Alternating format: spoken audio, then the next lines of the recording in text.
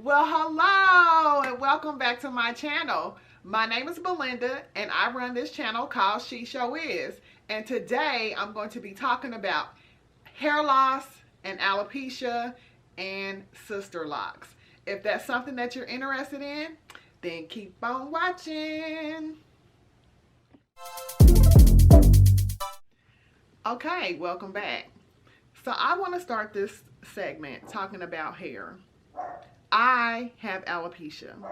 So I have alopecia that is centralized in one area. So my alopecia is from here all the way down in the front area of my head. So I want to take you back to where my alopecia started and what happened. And I'm going to make a long story short, and I'm not going to give every single detail. I'm just going to try to bundle it up really quick to give you a glimpse into exactly what happened to me.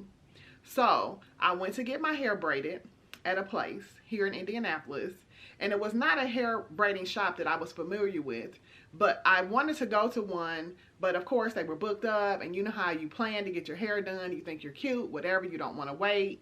We've all done that type of thing. And I went into a shop, you know, there are a dime a dozen all up and down the street, and I went into a shop where I had a checklist that I checked off because I knew that I wanted to look for some particular things. So I looked for the cleanliness of the facility. I talked to the hair braider. I made sure that she knew exactly what I wanted and that she could achieve exactly what I wanted. The chairs looked comfortable. They had Wi-Fi. They had a TV. They had all the above. So I proceeded to get my hair done. I was cute. Ha ha ha. I paid the lady. I was done. I was happy. I left out with a smile until I got home. So when I got home is when I really started to experience extreme itchiness. So I always experience some sort of itchiness when I get braids. So it wasn't unusual that I had some itchiness, but this did seem just a little bit more extreme. And I didn't know what to do because I had just paid the $180 and I didn't want to take the braids out. So I was like, oh, well, I'm going to wait and see how I feel in the morning. So hours had passed, of course, since from the time that I got my hair braided to the time I actually got home. And then, of course, it was an overnight process. So the next morning when I woke up, I still felt just this itchiness, but it was really concentrated in this frontal area up here. So we're talking about my frontal here all the way to my ear, down here to my ears, just in the front. The back wasn't really itching as much, a little discomfort, but not as extreme as the front. So at this point, I was like, oh my God, what am I going to do? What should I do? I'm battling back and forth. I just paid this $180. I don't want to take the braids out. What should I do? What should I do? What should I do? So it was a weekend. So I ended up calling the immediate care. So the immediate care doctor was able to get me in right away, and she was like, come in and we can see what we can do. So I reached the medical center, and the doctor was not an African American. She was of Asian descent. So she asked me would I give her consent so that she could call her friend that's a hair professional so that he also could look at my hair via FaceTime. So I said, sure, you know. So she said, I think I know what it is, but I want to get an opinion of somebody that I'm really close to. I think he was a doctor too. Let me add that. He was a doctor too. She wanted to get his opinion because he was African American. So he knew more about African American hair. Now, mind you, this is not a hair doctor. This is not someone that specializes in that that practice, this was like a general practitioner because I went to the immediate care. So let's clear that up as well. So she videoed him and they were talking back and forth, and she sat down with me and said, this is what has happened. So she proceeded to tell me that my hair was okay everywhere except in the front because some dust mites had got into the hair. Now, can you imagine my face when she told me that? So I sat there and let these people put dirty hair in my hair, all because I did not make sure that the hair came out of a package. So what she said was, most likely what happened is they were improperly storing the hair, meaning that it was not kept in a sealed package and those type of things. Because when you go to the beauty supply stores and different things, the hair is enclosed in a plastic bag so that it, for one, it keeps dust and dirt and all that stuff out. But also if an insect or something gets in there, they won't be able to live inside of that plastic bag. Even if they do get in there, it will kill them off. So she said most likely this hair was just sitting somewhere and had got dust mites in it, and the dust mites attached themselves to the hair, and then they put the hair into my hair, and it ate my front area out of my hair. So she diagnosed this as alopecia because it's not going to grow back. Now, at the time, I didn't realize that it wasn't going to grow back because she said it may or may not. She doesn't know. It looks pretty bad. I mean, my hair was like red and it was raw and it was just in the front. So, of course, I went home. I was crying. I was distraught. I didn't know what to do. I felt ugly. I felt defeated. I felt deceived. I felt like, you know, I wanted to just, oh my God, my hair. So a woman's hair is her crown and her glory.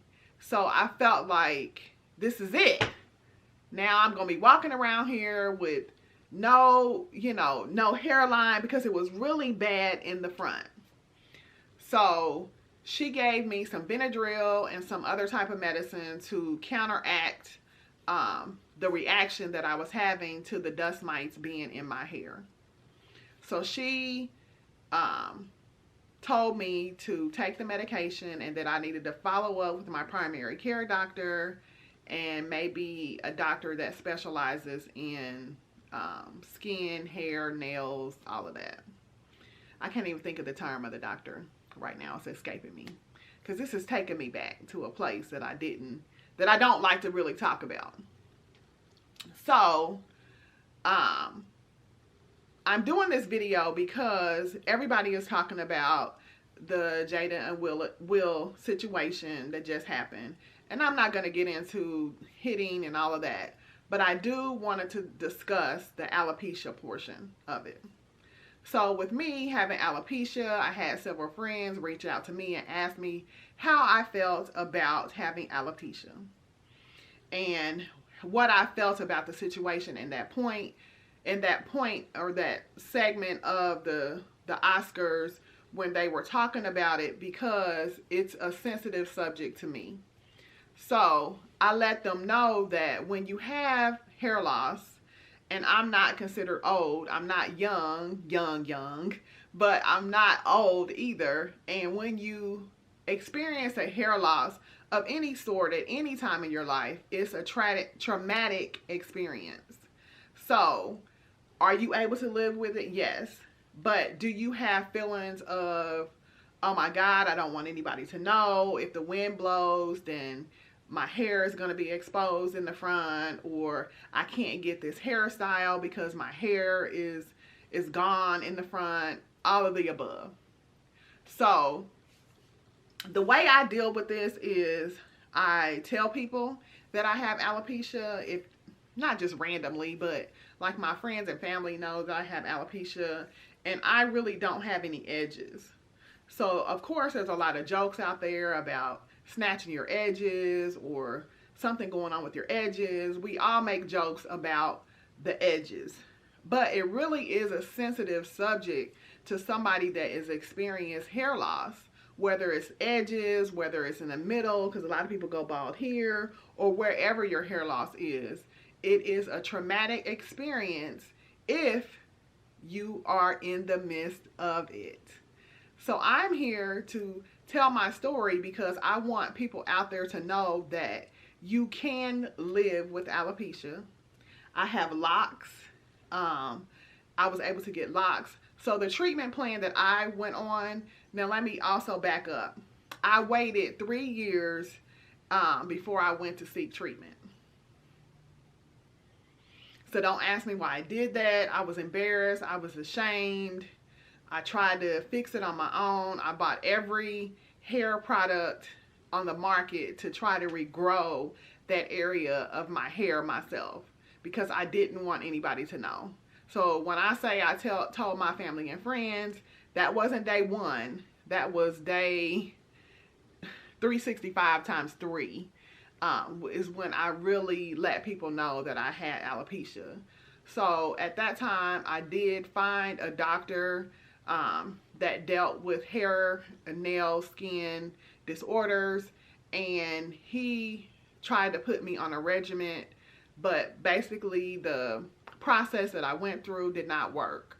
So I was getting injections, and he also was giving me medication, more like, I think it was more like a beta blocker to do whatever it needed to do in order to open up my follicles so that hair can actually go through there. So actually, when I did go speak with him as well, and I'm kind of all over the place, he told me, recommended me to stop getting perms. So when I did get the braids, got them braids out, I had a perm at the time. So I was able to wear my hair in different styles, swooping it over, all of that, until the redness and all of that kind of subsided. And then after that, you know, I didn't feel like any of my other hair was affected. You can see that none of my other hair is affected.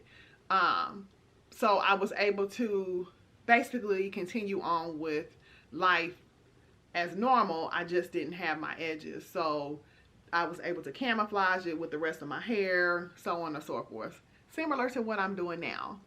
So, fast forward 3 years after the incident, he told me that I had to stop getting perms because that is going to really damage more of my follicles. So I did go natural. I went through that whole process of going natural. Then I landed upon Sisterlocks.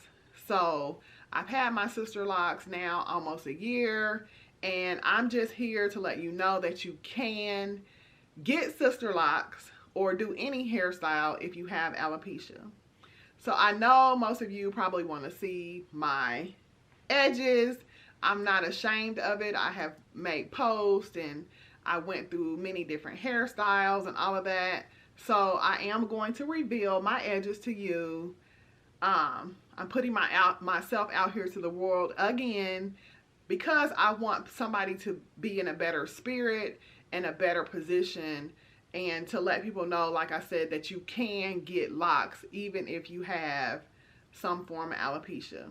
Like I said, my alopecia is centralized to the front, so it does make my process a little easier, but not the greatest because I can't wear hairstyles that go off my face. So on this side of my hair, it's not as bad. I do have these little areas here, but there are spots that doesn't have hair. And my hairline, I'm turning gray now, so you can kind of see that. But my hairline is not so bad.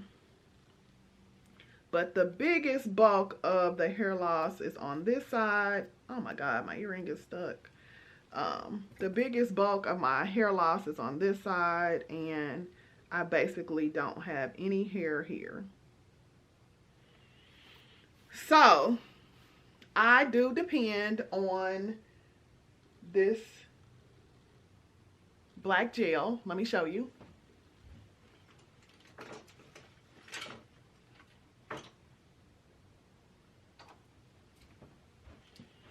I get this 24-hour colored edges. I'm trying to get it to focus. And I used to rely on this heavily, but now more so I just put this on if I feel like it's gonna be to where my hair may blow or something like that. And I basically just put it there so that if my hair was to go back, you're not just seeing skin.